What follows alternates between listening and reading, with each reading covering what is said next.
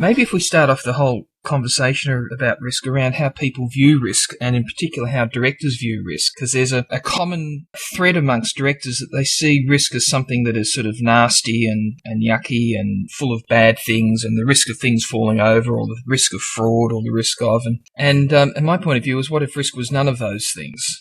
What if risk was actually just another way of looking at opportunity and advantage? And if you actually looked at risk from the point of view of the true definition of risk, then it would give you a very different perspective on how you might look at risk in your organisation. One of the challenges in today's financial climate is that a board actually view risk as something to be avoided, rather than saying, okay, so what are the risks we face and how can we actually turn them to our advantage? How can we create value out of these risks? What is it that we do so well that we don't actually value, yet other people see it as risky, the fact that we do this, because we do it so well? There's the strategic advantage. There's where that organisation can actually weather any sort of financial turmoil, rather than saying, okay, look out, we're facing so many more risks out there. Let's batten down the hatches. Let's not look at growth. Let's look at just protecting what we've got.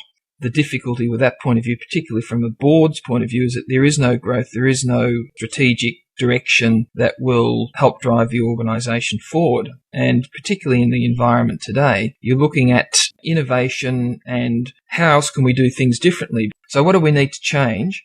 How are we going to change it? How's it going to create a strategic advantage? Now, what are the risks? How can we deal with those risks? How can we turn them to our advantage? What insight does that give us so that we can do things that others don't consider worthwhile doing or are too risky for them? What do we do so well that everyone else sees as a risk that we just see it as the way of doing business around here?